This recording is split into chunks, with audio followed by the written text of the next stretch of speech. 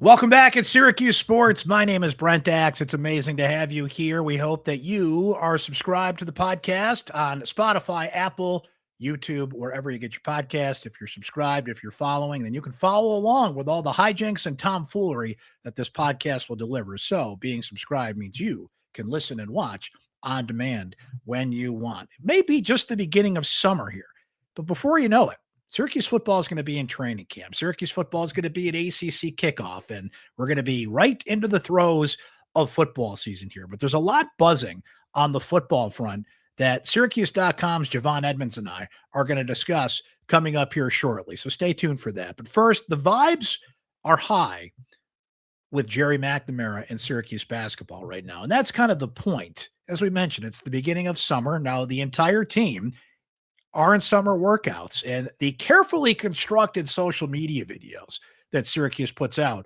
I'm sure give you a little jolt. It's Jerry giving a speech to the team about we've all for one for all. We've got to stick together no matter what. The carefully constructed highlights of Kyan Anthony throwing down dunks and three-pointers and block shots, and Tyus Battle recently added to the coaching staff. Another thing that it's going to give you some vibes, right? The more former Syracuse players you can bring back in current roles will build the vibes with Jerry McNamara and this current coaching staff and this current roster going forward here, right? SummerSlam is going to happen next month, which Carmelo Anthony will be at with his 2003 championship teammate. I'm sure it's going to be an amazing event. I'm sure some money will be raised, and the vibes will once again be high. We learned this week that Syracuse and UConn are talking about playing an exhibition game October 13th at Mohegan Sun in Connecticut. Now, I'd rather have UConn on the regular season schedule, but it is better than nothing. Syracuse is going to play St. John's at Madison Square Garden this season. Syracuse is once again going to play Rutgers, and Rutgers is not exactly bringing back St. John's, Georgetown, or Villanova, but reconstructing the feeling of the Big East. When I say Rutgers, you think of Johnny Flynn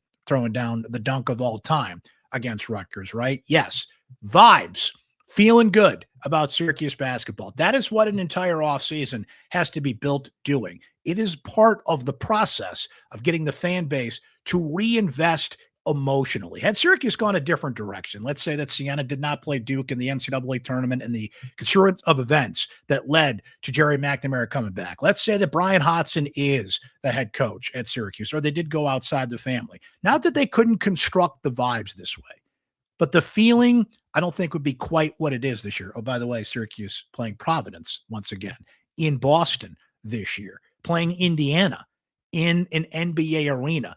They're checking all the boxes to hit you in the feels in this offseason, which is exactly the point, which I don't know if they could get accomplished if someone other than Jerry McNamara was the head coach. Now, the NBA draft was this week, and I'm recording this before the draft, so if I'm wrong on this, you could double back here and tell me I'm wrong. But provided William Kyle does not get selected in the NBA draft, the last time that Syracuse had a player picked in the NBA draft was Elijah Hughes in 2020 in the second round. You still need to see Syracuse's name on that screen consistently in the NBA draft. Those are results. Syracuse has not made the NCAA tournament, as we now know, in 5 seasons and counting. Those are results. Syracuse has perennially been a middle-of-the-pack or worse team since joining the ACC. Those are results. It's that great line from Ghostbusters. I come back to it often. Dr. Ray's stance, and he says, I've worked in the private sector. They expect results. But right now, results are down the road. It's a can you can barely see in the distance. The vibes, they are high for Syracuse basketball under Jerry McNamara.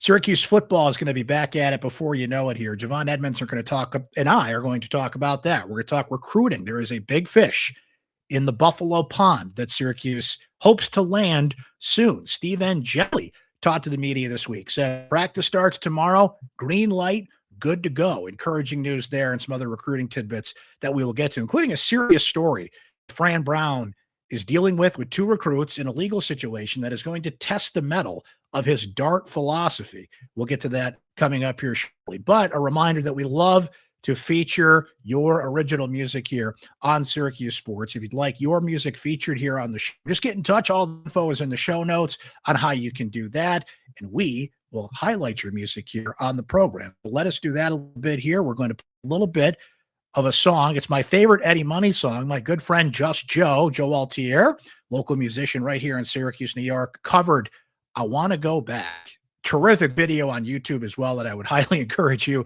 to watch. Speaking of vibes and going down nostalgia's road. So this is Joe's version of I Want to Go Back. We'll listen to a little bit of it here, and then we'll play the song in its entirety at the end of the podcast, something we can do for you as well. Get in touch if you want your music featured here on Syracuse Sports.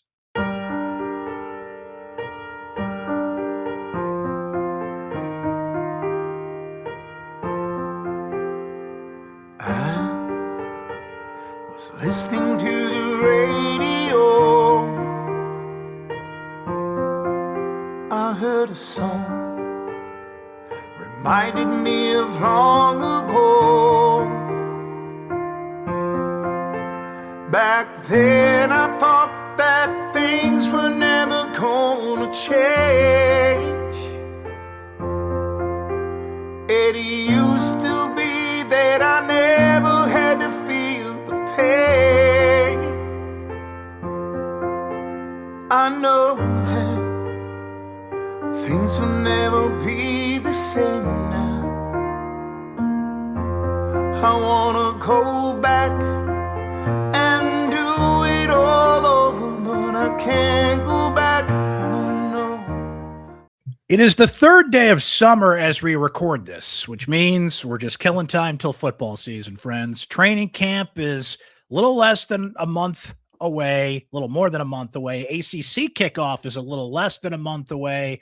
We're going to read our Phil Steele's college football preview, see the little things that trickle up over the summer. But before you know it, it is going to be football season. But there's some things buzzing about right now. So I brought in my friend, my colleague, Baltimore Orioles fan extraordinaire, Javon Edmonds, to talk some football here. How are you, sir?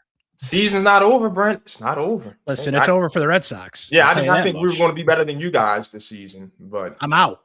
I'm ready for football. You know, like everything winds down. It's summer. Can I just enjoy the Red Sox for a little bit before football starts? No, I cannot, because they stink. They stink, and they're not even fun to watch. So I don't know. Am I going to take up gardening for, a little bit before football comes around? I don't know, but I can't watch the Red Sox because they're landscaping gets a lot of views on TikTok these days. Uncle Brent, you could. I can get into bird watching. It seems a lot of people my age are starting to do that. I don't know. I got to fill the time somehow, because the Red Sox are driving me crazy. They're driving me nuts. Anyway, that's not why the people came. They came for some Syracuse football. There is a few things to get into here before, as we noted, all the preseason activities will get ramped up before you know it here. So we're going to get into a little recruiting, an interesting story that's out there right now, how the 2027 class is coming together, a big fish that Syracuse hopes to pull out of the pond in Buffalo. July 3rd is the announcement for Elijah Kimble, a big running back prospect that Syracuse is going after. And we have a Steve Angeli update for you as well. So all that to get into. Javon, let me start with an interesting story here that is going to test Fran Brown's DART philosophy, particularly the accountability part of it and how he handles a legal situation going on. So a little background for people out there. Charlie Foulke and Masiia Acrey, these are a class of 2027 commits, St. Joseph's Prep, Philadelphia, New Jersey area. They got into a bit of a legal entanglement. For those that are not familiar, Javon, can you give us the background of this story and what exactly they're facing right now? Yeah, so it is alleged by the Philadelphia Police Department with what they call digital evidence that Foulke and Acrey assaulted and a third player, Jalen Milvois, who's actually no longer in high school. And is not even, on the radar of Syracuse, assaulted a man in Old City, Philadelphia, chipped teeth, concussion, stitches, whole shebang. And that the third kid may have led to some a broken rib for the young woman that was with the guy. Did some damage to the rideshare vehicle. So they are facing first-degree aggravated assault down in Philadelphia. Acrey was scheduled to have a preliminary hearing yesterday at 8 a.m. that I was there for, but it seems that Milvois may have taken up Acrey's representation also. Fortunato Perry, who's known for some high-profile cases. He's represented Bill Cosby in the past. He's represented Beanie Siegel.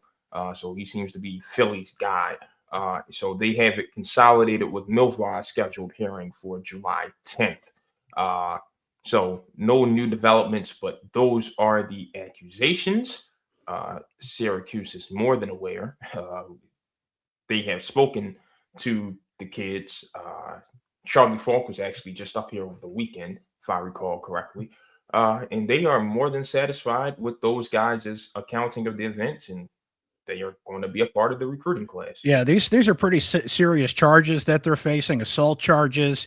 The alleged victim in the case, as you mentioned, a number of serious injuries, including the young lady that was with him. Now, she was allegedly pushed down by, you mentioned the third name there, who was not a Syracuse commit, but still, this incident took place 2:30 in the morning in mid-April in the Old City area of Philadelphia, as you mentioned here.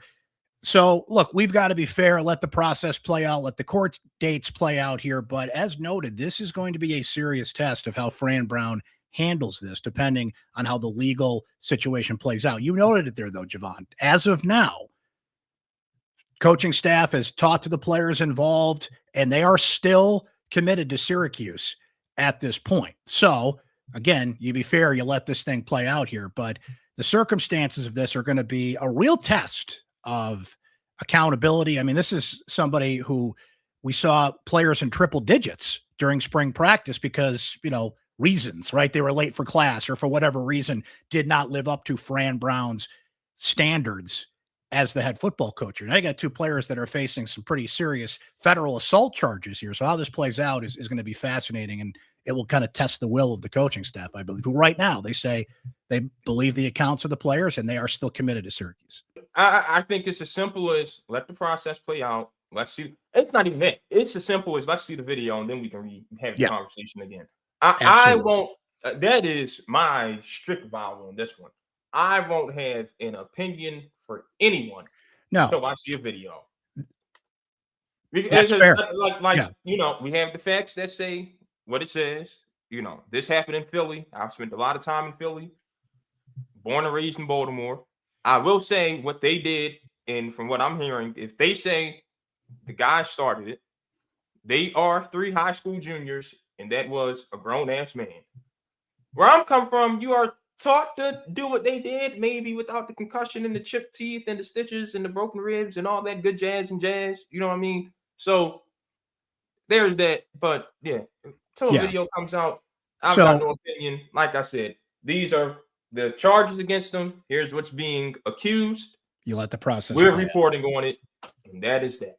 So this is not an apples to apples comparison. It somewhat is, but this brings to mind a couple of years ago. Now, to be fair here, the headlines have been mostly good in this department since Fran Brown took over, right? We have not seen a lot of negative headlines about players getting into trouble, whatever that may be, away from the field. This is one of the first serious incidents that they've had to deal with. But it brings to mind a few years ago when LaQuint Allen was in a situation. So there was a party. LaQuint went to back up. It turned out to be Deuce Chestnut, a teammate. Punches were thrown. Situation was that LaQuint initially was going to be suspended for an entire year by Syracuse University. He challenged that legally. He challenged Syracuse legally. That situation actually brought about and exposed, I think, some weaknesses in Syracuse's own judicial process, right? Bottom line is he was on the field that year because he challenged the system, right? But the perception coming out of that did not look good. He's in a fight. What's going on here? There's charges being filed. So that's why you got to let the process play out. That's the lesson in these things, because initially through that, it did not look good for LaQuint. Based on some reporting that we did, we saw some things in the process. He challenged it legally, and he was on the field that next year. So we'll see how this one plays out, as you noted. As what we know now, court date July 10th. We'll see if any videos come out on this, and we'll kind of go from there. I'll mention this. This is the first legal instance for a Syracuse recruit this offseason at all. He had the whole Chase Calicut thing a few months ago, which we also reported on. Hey, Fran had him on campus for a few days. Did not like what he heard. Didn't like what he saw.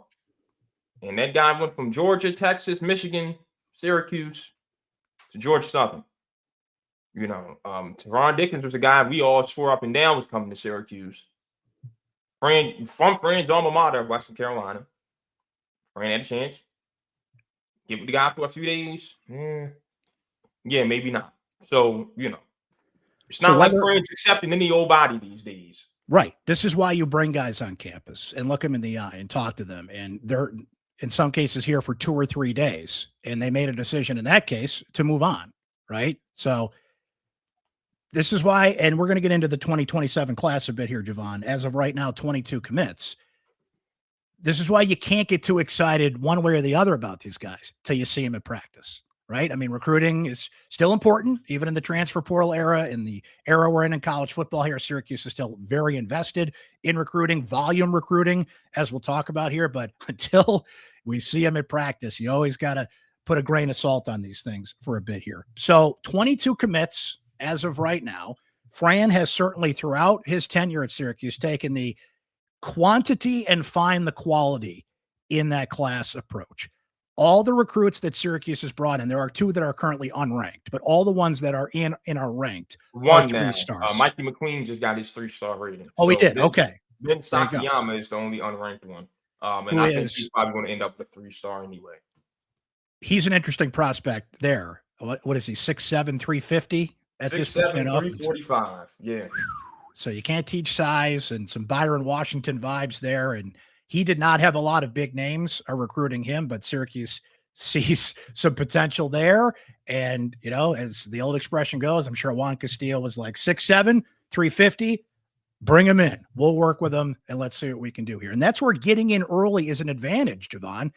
Sometimes it can work against you. There are some players that Syracuse has lost in this process that have decommitted, 8 decommits in this class because they were in early. Fran Brown found him. Other schools swooped in and said, oh, hey, thanks for finding that diamond in the rough. We'll take him from you. But that's just kind of the process as it goes. But how you seeing 2027 coming together here with one important name that we're going to get to here shortly in Elijah Kimble, but the guys that we know are committed? Yeah, this is a class, I've had a lot of people reach out and ask what do I feel about Syracuse not having any blue chips yet. You got 3 guys. So the way 247 does it, a 90 overall is a 4-star. They've got 3 guys sitting right there, 89. Botan Varga, Chandon Harris, and Jalen Welch. And I've been on Twitter for the past, 2 months, Brent, saying a few of these guys are going to end up with that 4-star before signing day comes. I think at least 2 of those 3 are going to end up with it. And then you've got Elijah Kimble, July 3rd. If you get him, that is your first guy who's already a 4-star. There's some size here. Castillo is probably going to be the happiest with Sakiyama, with Marcus Small, with Nico Ramos, with Botan Varga. Juan Castillo is going to be very happy with this first offensive line recruiting class of his Syracuse tenure. Connor Long, 6'7", 343. My goodness. Edwin Guzman, 6'8", 310. Syracuse is going to get big up front. And you know what our thing was. Okay, you can have the size, but can these guys move? So that's going to be the key with those guys. But, Juan Castillo is someone who sent his entire D-line from a Division II to the NFL, and they had very good careers. I'd say 2 had great careers. So you look at that. You look at Jalen Welch. To me, right now is the biggest addition to the class because, remember, you had Tristan Hughes, 4-star safety, committed, and he flipped to Kentucky. And then your backup option after that was my guy Nair Crum, who then chose Auburn. So you get Jalen Welch to now be, one of your safeties of the future. At 6'3", 190, playing at Grayson down in Georgia. On paper, it says you've got something there. And then Travis Miles out of Hillside in Jersey. He's got an 88 ranking going 24/7. 6'4", 183. So to be able to get your safeties after going through that is pretty big for Syracuse. Again, if you get Elijah Kimble and if you get Tyreek Lewis to replace Xavier Bala and Sanir Brooks, Syracuse feels like that is a big upgrade over what they had. So not a bad class whatsoever. It's not high up in the ACC rankings according to the recruiting services. But there are some guys here, like you said, there's going to be a lot of people in the class. Doesn't mean a lot are going to be able to play, but the ones who will be able to play, I think, are going to be pretty good pieces for Syracuse moving forward. Let me circle back on those two decommitments you mentioned, because Elijah Kimble really comes into focus now. He is one of the top-rated players in the state of New York, one or two, depending on which recruiting service you go by. He's a top 25 running back nationally, not just in the state as a prospect, nationally. This is a big opportunity for Syracuse. It's looking good for Syracuse. July 3rd is his announcement. This time last year, Javon, it was the Calvin Russell sweepstakes, and we know how that went. And that was an interesting situation when he committed, and then again on signing day when he waited a day. And remember, before Calvin, it was the Masiia Hampton sweepstakes. Correct.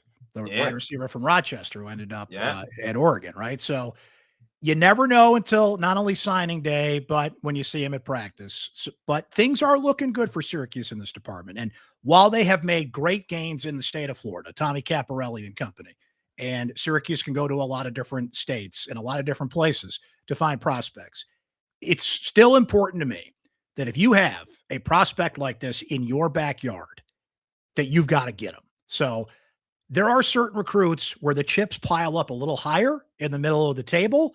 I would say Kimble, we're talking Teddy KGB territory. If you're familiar with that movie, right? Don't splash the pot. This is a big one. If you lose it, it's going to feel like, not to take anything away from those other 22 commits Syracuse has right now, but he seems to be the shining star that Syracuse has to get. It's an in-state guy after you already lost the best defender in the state. So that would be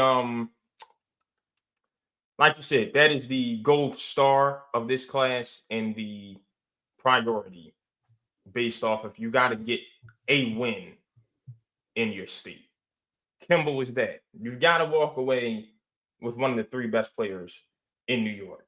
So again, and even Kimble is only, so he's a 3-star on 24/7, but he's 1 point away. He's a 4-star for ESPN in Rivals, I remember correctly. So in the composite, he would be the first consensus 4-star. But after losing, missing out on Zamir Tooks because he wound up choosing to go to Florida. You missed out on number 1. You want to get number 2. X-Balo is ranked number 4 in the state. He flipped from U to Boston College. I'm told that was an encouragement. So, that's the point. You got to walk away with Kimble.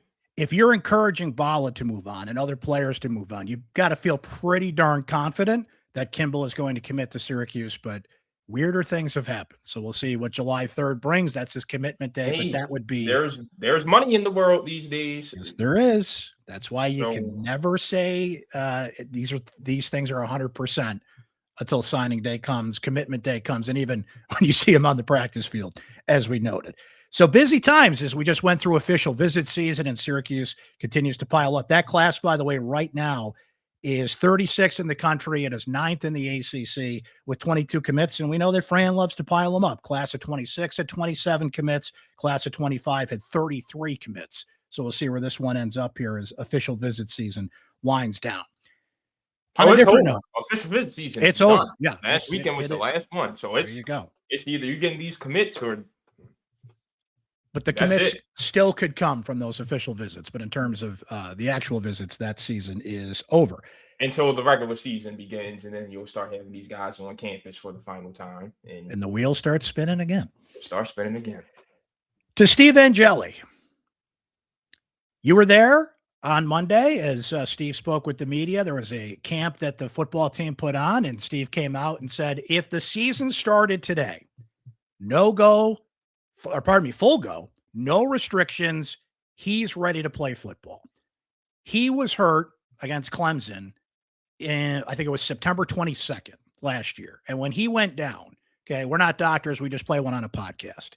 but it felt like getting back for training camp was possible, right? Because they always give you a range with these things, Javon, 8 to 12 months. In this case, it was 6 to 12, right? So if his rehab went as good as it could go, he would be good to go for training camp. According to Steve, as you talked to him yesterday, he is good to go for training camp. I'm be curious to see how they handle him in training camp, if he's a full go, because certainly in spring he was not. But he says, no restrictions, green light, here we go. So if this is all kosher as it seems to be, this is certainly great news for Syracuse that Steve Angeli is ready to be QB1. He's going to represent Syracuse at the ACC kickoff. And as we've talked about in the offseason a bunch, the backup quarterback position is going to be an interesting one to follow to see who actually nabs QB2, but the experience at that position certainly has been upgraded from what they had behind Angeli last year. And well, remember, Fran said QB1 still open. You know, Steve's got the upper hand, but QB1 still open. You know, Ricky Collins had the upper hand last year and went to kick off, and we know how that turned out. So, you know, hey, Mario Odom's the reigning Conference USA first team quarterback selection. Granted, Conference USA isn't the ACC, but you know, hey, this is a guy who can play some football, and they like Malachi Nelson, and the receivers like Danny Lauder. So, you know, we'll see how this goes. It's going to be another competition, but yeah, Steve better be healthy because they got someone who can play if he can't go. And then let's say there is a setback, God forbid. I would not wish that on Steve whatsoever, and I don't need the phone call saying I wish that on Steve. Just again, if there is a setback, let's just say Odom comes in and starts the first few weeks of the season, and he looks good. Hey, do you kill that momentum? You know, so Steve says he's 100%. He's going to need to be because this is going to be a training camp for all the marbles. As we saw last year, and you mentioned it, Ricky Collins had the edge. He went to kickoff. We felt like he would be QB1. Steve Angeli pushed him out. But that was a two-man competition. Odom, Nelson, and to an extent, Danny Lauder, as you mentioned. Let's not leave him out of this conversation. That kid can throw the football. You mentioned the receivers like him. Steve better be full go because he's got much more competition in that room here. Now, he said yesterday, competition makes everybody better. In this case, we'll see if it makes him better. And how do you handle this? What do the doctors say when training camp comes? Is he truly a green light, a full go, no restrictions in training camp? And what's interesting, Javon, is you start with New Hampshire on September 5th. You have Cal on September 12th, ACC game 2. Now, these are both at home. Against the cream of the crop, young quarterback of the ACC. Yeah. Apparently. So, yeah, we'll Great see. showdown. Once upon a time, a guy named Fernando Mendoza was playing quarterback at Cal. They tend to find some guys out there. Short week at Pitt on a Thursday night, September 17th. Then you get a bye before you go to UConn on October 3rd. So they're shooting out of a cannon to start the season, albeit that first game. How much would Angeli even play in that game? Syracuse should certainly take care of business there against New Hampshire, but then 2 conference games in a row. So am I wrong for wanting to see all 4 quarterbacks against New Hampshire? Like, why wouldn't you? That's what you don't get. What you don't get in college football is preseason. Yeah. That's basically what you get as opposed to last year when you're opening against Tennessee and everything had to be ready to go. You still have week 1 to work the kinks out before you really get into it that next week. I think you name a starter for New Hampshire, but not for the season. You know, I would want to see, you got 4 quarterbacks and you got 4 quarters of a football game. I want to see each quarterback get a quarter of that game. Me personally. Is it going to happen? Hell no. And if you want to care what I want to see, double hell no. I like where your head's at. I would love where your head's at. Oh, like you said, preseason. I want to see all 4 quarterbacks, all 4 quarters of the New Hampshire game. And then Cal was when you need your guy. Like, all right, who are we going out here with? And Pitt on a short week, man, that sucks. Because, I mean, Pitt's been a thorn in the side of Syracuse. Oh, yeah. And now you don't even get the full week to prepare. Whew. That's a tough one. That is, especially at Pitt. Syracuse has not had a lot of success traveling to Pitt, and I get them on a short week, back-to-back ACC games in September. So New Hampshire gives you a little bit of a, we can build into this thing, but then you're right into it right after that. 3 games right off the bat, September 5th, the 12th, and the 17th for the Orange. It'll be here before you know it. Let's have a little bit of a summer. Let's kick back, enjoy the weather, read our Phil Steele's college football preview magazine, and not watch the Red Sox. And before you know it, kids, ACC kickoff, Syracuse training camp. You'll be getting the camp updates. Please sign up to be a Syracuse Sports Insider so we can keep you up to date on all the latest here. We'll certainly keep you updated on the recruiting stories that we mentioned and any other commits that come in. So it's never truly an off season, Javon, but maybe a little bit of time to take a short breath, and then we'll be right at it here in about a month. Rocking and rolling for Syracuse football. Yeah. I'm pretty sure we'll be having the meetings of planning out ACC kickoff coverage within the next week or so. So it is coming up on that time. Game on. Game on. Thank you, my friend, because being a Syracuse Sports Insider gives you direct text message access to me anytime to talk SU sports. We're doing it every day with our Syracuse Sports Insiders, like James, who fired off this question at me yesterday and said, "Hey, Brent, it seems like Syracuse football is a business model of quantity over quality." I say that not to disparage any young gentleman's ability, but obviously we know that 4 and 5 stars get right on the field. Yep, we brought that up in the conversation with Javon. Every recruit that is ranked so far in this class of 2022 is a 3-star. Some are on the verge of being a 4-star, which will help Syracuse in the rankings at this point. And if they do snag Elijah Kimble, as expected, the running back from Buffalo, it all helps. You got to have that big name. No better example than that than Calvin Russell. Think how excited people were for Calvin Russell at this time last year to verbally commit to Syracuse, then sign on the dotted line on signing day. As much drama as there was there, right on the field in spring practice, but unfortunately a torn Achilles is going to keep him off the field. Steve Angeli talking about this the other day, that he's been working hand in hand with Calvin Russell in his recovery. So we'll see if Russell can get on the field at all this year, but we know that Angeli, according to him, good to go. The season started today. So a lot of football in the air. And while things do tend to slow down a bit in the summer, we're always ready to answer your questions on all manners of Syracuse sports. So we'd love for you to join today and be a Syracuse Sports Insider. It's just $3.99 a month to get a direct text message access to me anytime with all of your Syracuse questions, comments, thoughts, opinions, and, as they say in the TV commercials, so much more. Thanks to Javon. Thanks to my good friend Just Joe for recording this song. We love to highlight your original music here on Syracuse Sports. So let's close out this version of the show with Just Joe's version of I Want to Go Back from Eddie Money. What a terrific song. What a terrific cover from Just Joe here. And we'd love to highlight your original music on this show in the future. Just get in touch. All the info in the show notes on how you do that. We'll talk next time, guys. Thanks for hanging here on this episode of Syracuse Sports.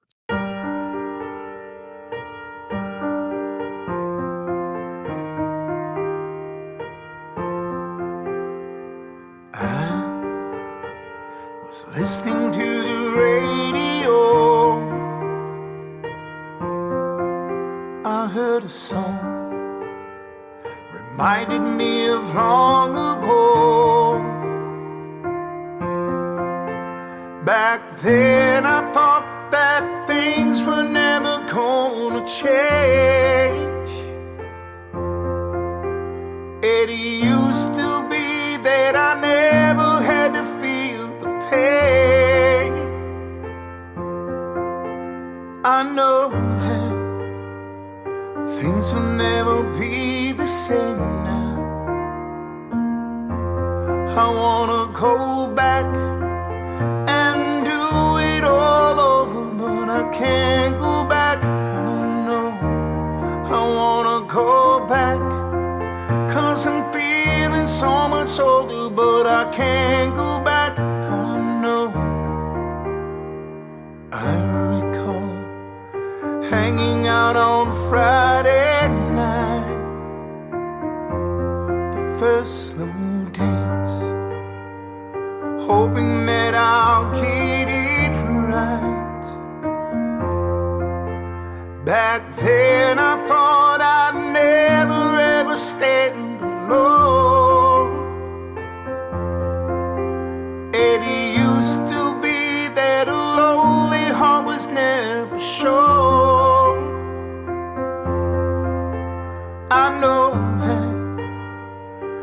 things will never be the same. I wanna go back and do it all over, but I can't go back. I know I wanna go back, 'cause I'm feeling so much older, but I can't go back. I know.